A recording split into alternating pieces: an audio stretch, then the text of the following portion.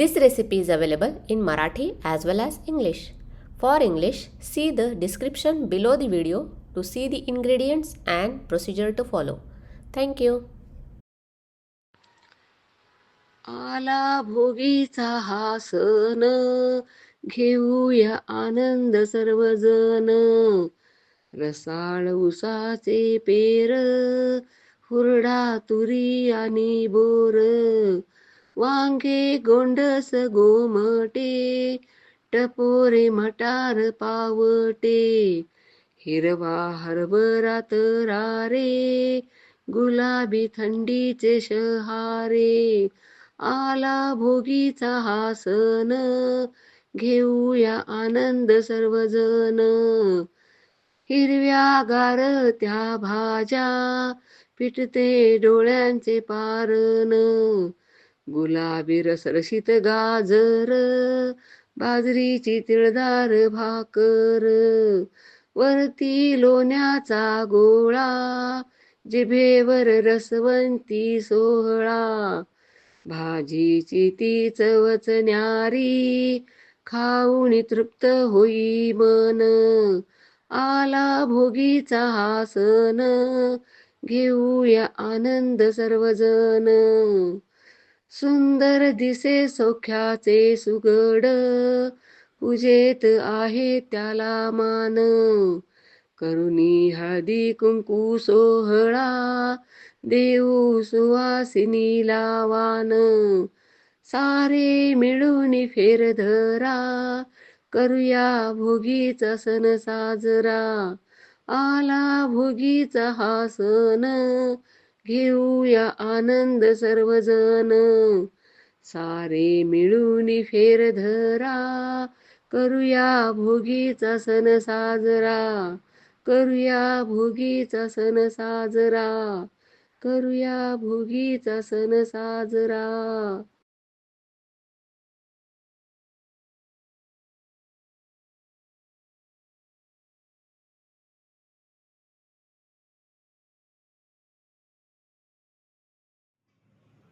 नमस्कार, मी रेखाच किचनमध्ये आपणा सर्वांचं खूप खूप मनापासून स्वागत.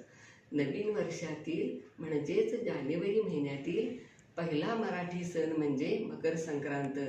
मकर संक्रांत हा सण मराठी पौष महिन्यात येतो. मकर संक्रांत हा सण 3 दिवस असतो, भोगी, संक्रांत आणि किंक्रांत.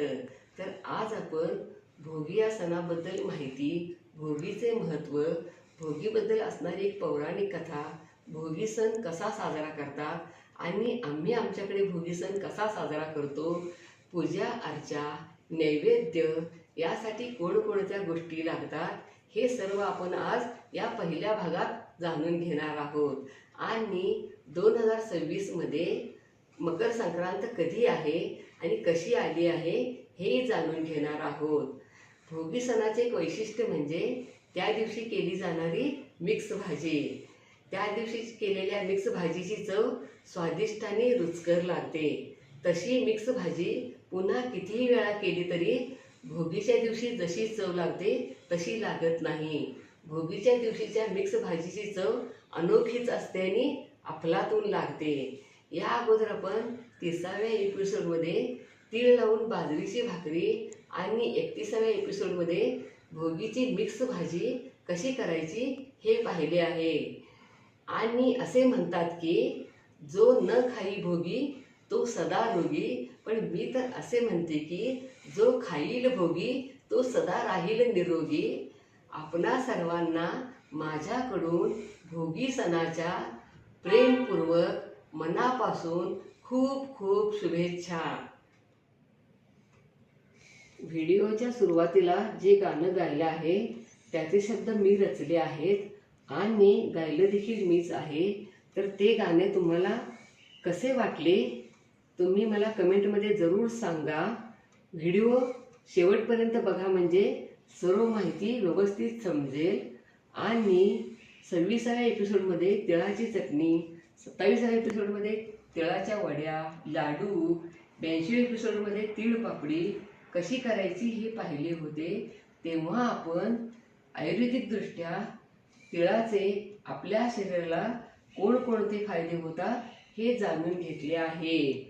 104व्या एपिसोडमध्ये वांगी भात केला होता, तेव्हा वांग्याचे आयुर्वेददृष्ट्या आपल्या शरीराला कोणकोणते फायदे होतात हे जाणून घेतले आहे. आणि 105व्या एपिसोडमध्ये वांग्याचे 2 प्रकारचे भरीत कसे करायचे हे देखील पाहिले आहे. आणि 181 एपिसोडमध्ये राळ्याची सांजोरी केली होती, तेव्हा राळ्याचे आयुर्वेददृष्ट्या आपल्या शरीराला कोणकोणते फायदे होतात हे जाणून घेतले आहे. आपली हिंदू संस्कृतीच आपण जीवन जगावं कसं हा आदर्श संपूर्ण सृष्टीला सांगते. हिंदू धर्मानुसार आपले वर्ष सौर आहे तर मास चांद्र आहे. आपले पंचांग ही दोन्हीवर म्हणजे चंद्र सूर्यावर आधारित आहे. तर आता आपण या वर्षी म्हणजेच जानेवारी 2026 मध्ये भोगी, संक्रांत, किंक्रांत तसेच संक्रांतीचे वाहन, वस्त्र, शस्त्र, उपवाहन, रंग, भक्षण कोणत्या दिशेला जात आहे या सर्व गोष्टी जाणून घेणार आहोत. श्री गणेशाय नमः. श्री सरस्वते नमः. श्री शके 1947ची मकर संक्रांती बुधवार 14 जानेवारी या दिवशी आहे. 13 जानेवारीला आदल्या दिवशी भोगी आणि तिसऱ्या दिवशी किंक्रांत आहे. बुधवार 14 जानेवारी या दिवशी सूर्य मकर राशीत प्रवेश करतो. ती वेळ म्हणजे दुपारी 3:13 आहे. संक्रांतीचा महापुण्यकाळ शास्त्रानुसार 3:13 ते 5:04 आहे. पूजा मुहूर्त 3:13 ते 6:18 आहे. संक्रांतीचे वाहन वाघ आहे. उपवाहन घोडा आहे. संक्रांती बसलेली आहे. वस्त्र पिवळे, शस्त्र गदा, केशराचा टिळा लावला आहे. वयाने कुमारी असून वासाकरिता जाईचे फूल घेतले आहे. भूषणार्थ मोती धारण केले आहेत. खीर म्हणजेच पायस भक्षण करीत आहे. सर्प जातीची असून वार नाव आणि नक्षत्र नाव मंदाकिनी आणि महोदरी असे आहे. पूर्वेकडून पश्चिम दिशेला जात आहे आणि वायव्य दिशेला पाहत आहे. संक्रांतीच्या काळात दान धर्माला फार महत्त्व आहे.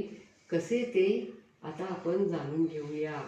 संक्रांतीच्या पर्व काळात वस्त्र, अन्न, भांडी, फळे, गाय दान करावी. पण ज्याच्या त्याच्या ऐपतीप्रमाणे दान केले तरी चालते. झाडे तोडू नयेत. वाईट बोलू नये. कठोर शब्द वापरू नयेत. बोलताना विचार करून बोलावे.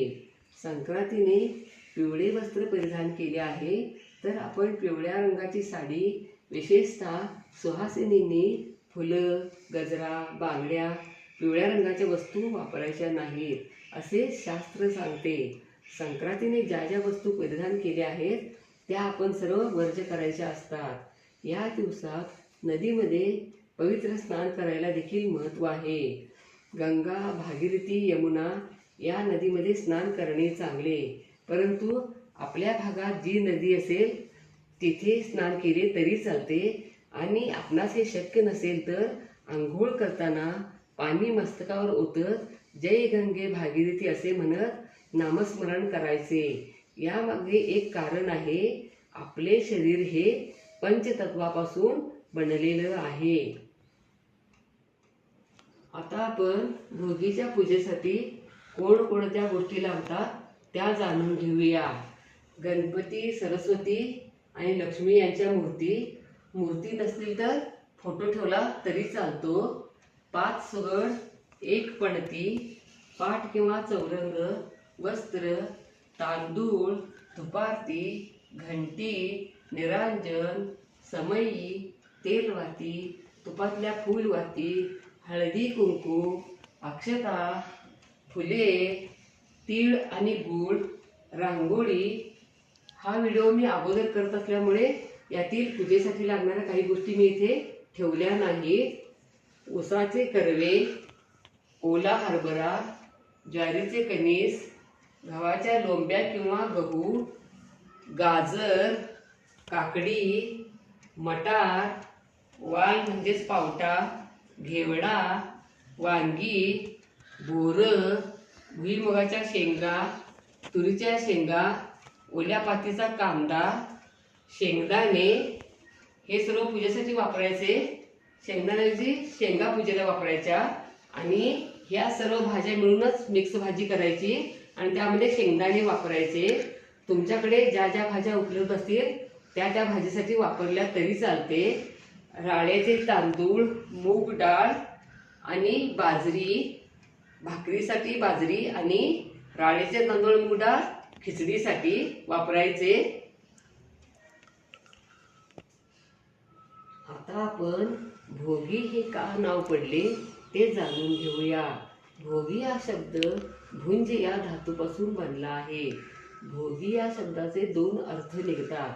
पहिला अर्थ भोग लावणं म्हणजे देवाला आपण नैवेद्य दाखवतो त्याला भोग चढवणे असे म्हणतात.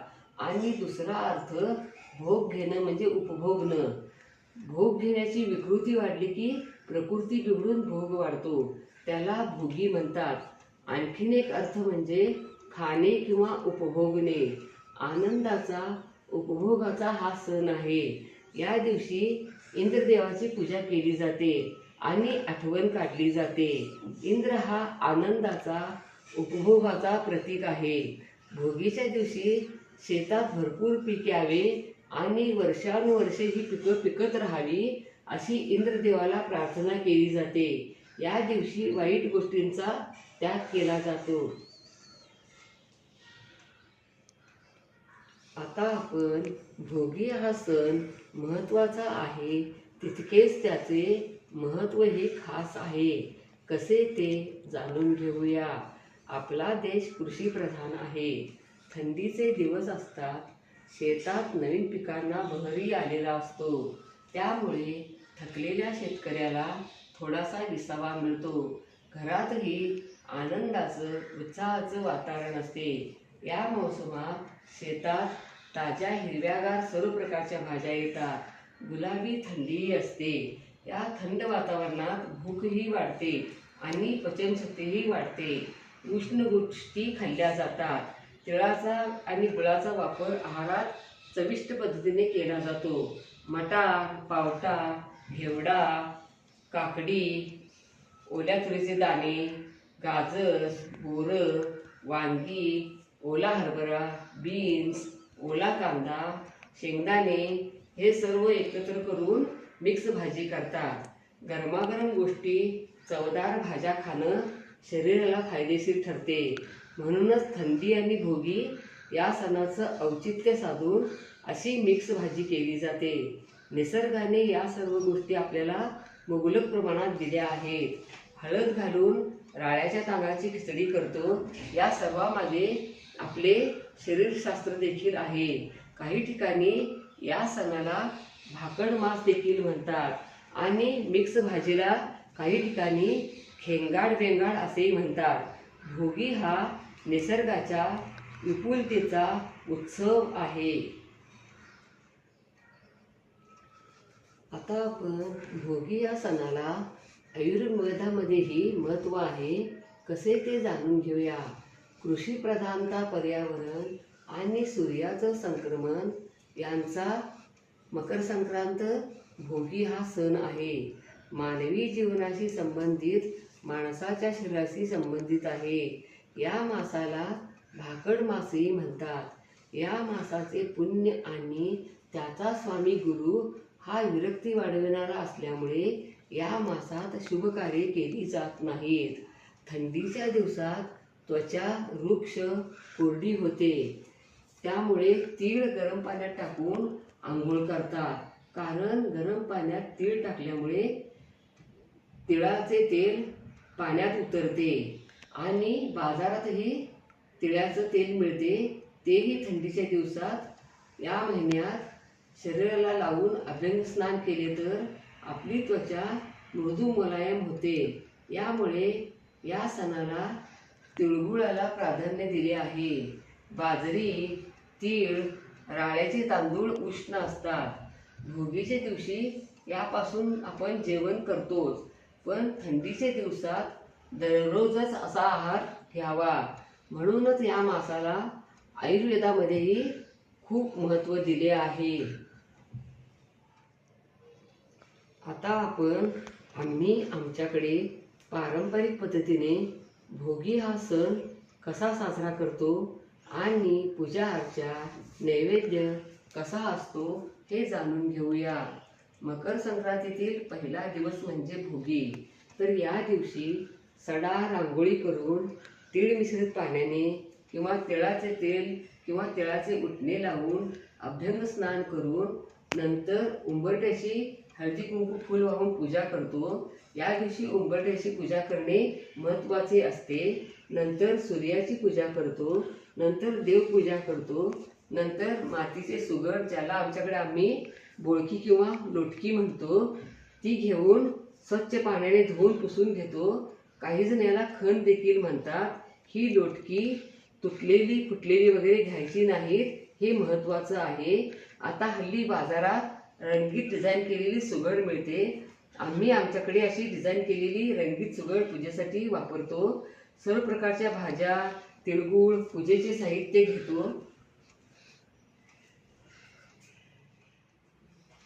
आता आम्ही आमच्याकडे पूजा अर्चा कशी करतो हे जाणून घेऊया। ज्या ठिकाणी पूजा करणार असतो ते ठिकाण स्वच्छ झाडून पुसून घेतो। नंतर त्यावर पाट ठेवतो।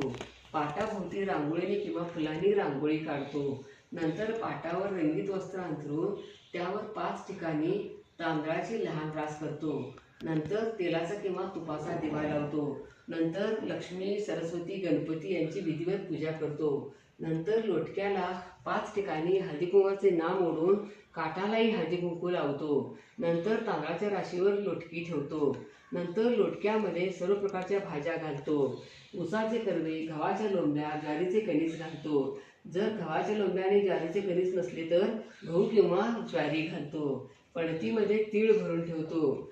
तीळ आणि गूळ ठेवतो। नंतर हळदी कुंकू, अक्षता, फुले वाहून धूप दीप लावून विधिवत पूजा करून ओवाळतो। नंतर तीळ गुळ किंवा तिळाच्या वड्या यांचा प्रसाद दाखवतो। नंतर तीळ लावून केलेली बाजरीची भाकरी, राळ्याच्या तांदळाची खिचडी, मिक्स भाजी, वांग्याचे भरीत, मेथकूट, तिळाची चटणी म्हणजेच तिळकूट, लोणचं, दही, लोणी, ताक असा नैवेद्य दाखवितो आणि हा शिदा म्हणून 5 घरीही देतो। आणखीन एक सांगायचं म्हणजे भोगीच्या दिवशी जास्त भाकरी करून ठेवून नंतर संक्रांत झाल्यावर किंक्रांतीच्या दिवशी गुळाचे पाणी करून भाकरीचा चुरा करून त्यामध्ये घालून त्यामध्ये साजूक तूप, सुंठपूड, वेलची पूड, जायफळ पूड घालून खसखस घालून बडीशेप घालून भाकरीचा चुराचे लाडू बनवतो आणि हे लाडू खातो। गरम गरम दूध घेऊन हे लाडू खाल्ले तर त्याची चव अफलातून लागते। आमच्याकडे याला लाडवाला मेथकी असे म्हणतात। अशा पद्धतीने आमच्याकडे पूजा अर्चा नैवेद्य वगैरे केला जातो। तुमच्याकडे जशी प्रथा आहे त्याप्रमाणे हे सर्व केले तरी चालेल आणि भोगी सण आनंदाने आणि उत्साहाने साजरा करतो। आता संक्रांत, भोगी या सणाच्या माध्यमातून कोणता संदेश दिला जातो ते जाणून घेऊया। लज्जतदार जेवणाचा बेत केला जातो। आपले नातेवाईक शेजारी यांना भोगीचा हा शिदा एका ताटामध्ये घालून दिला जातो।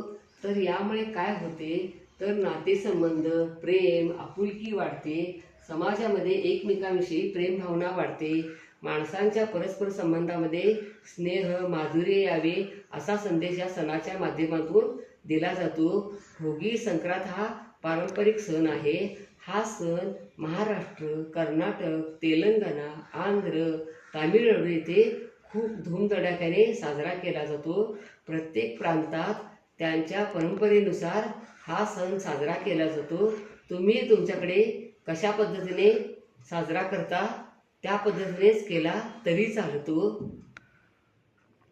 आपणा सर्वांना आरोग्यसंपन्न जीवन जगायचे असेल तर भोगीचा सण जरूर साजरा करा। बाजरीची भाकरी आणि मिक्स भाजीचा आस्वाद घ्या. भरपूर भाज्या खा. लाईक आणि सबस्क्राईब करा. कमेंट बॉक्समध्ये कमेंट टाका. सुरुवातीला जे गाणं गायलं आहे त्याचे शब्द मी रचले आहेत आणि गायलं देखील मीच आहे. तेही तुम्हाला कसे वाटते ते कमेंटमध्ये जरूर सांगा. पुन्हा असेच भेटू नवीन नवीन सण उत्सव आणि रेसिपी घेऊन महत्त्वाच्या माहितीसह. धन्यवाद. मस्त खा आणि स्वस्थ रहा. आपले आरोग्य उत्तम ठेवा. Don't forget to like, share, comment and subscribe. Hit the notification bell ting to get the notifications whenever we upload the new video. Stay tuned for healthy, homemade and tasty recipes every week. Thank you.